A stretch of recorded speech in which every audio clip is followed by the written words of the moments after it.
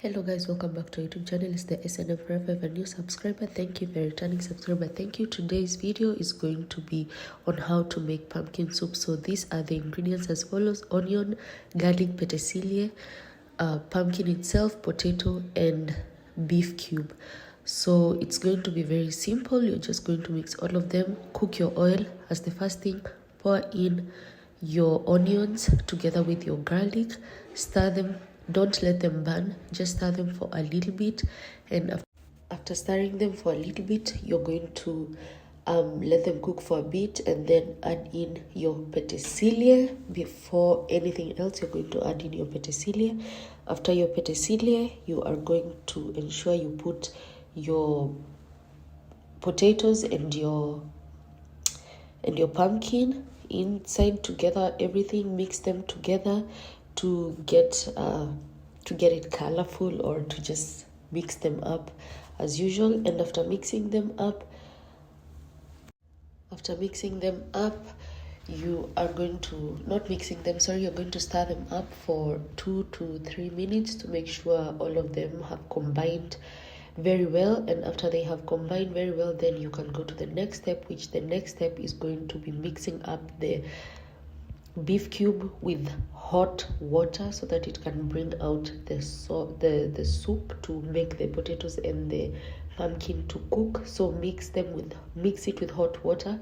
For this, for those who are in Kenya, it can be beef cube or chili, the cubes that you put in meat, and then you pour it inside the mixture of the potatoes, onion, garlic,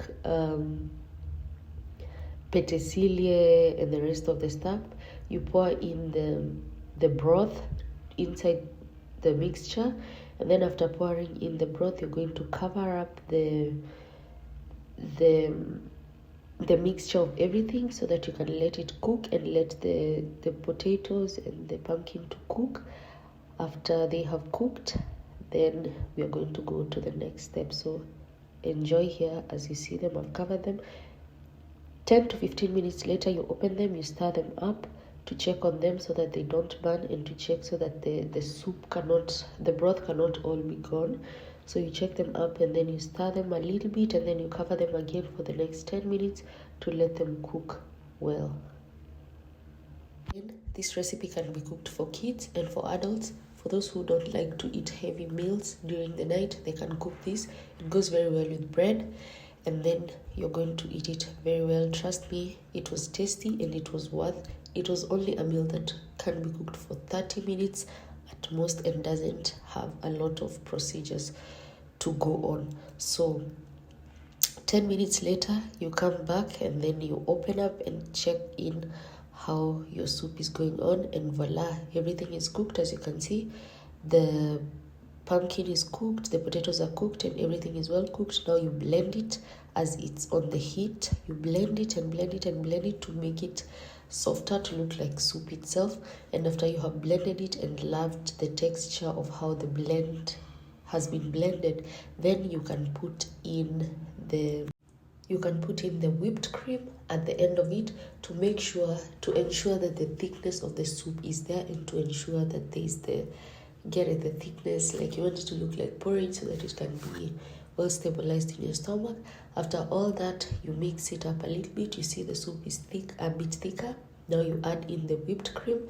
After the whipped cream, don't forget we didn't put salt and we didn't put pepper, which are so important when it comes to soup. So after the whipped cream, you stir it a little bit, and then add in salt and pepper. Make sure you put not that much whipped cream, depending on how much you're cooking. So the meal is just for 2 people, so we are not putting too much whipped cream.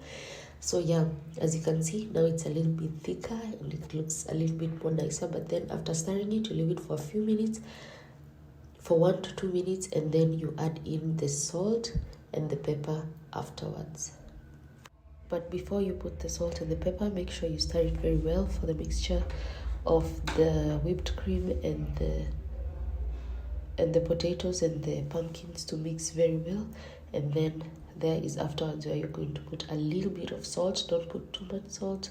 And then some black pepper, and voila, your meal will be ready in no time.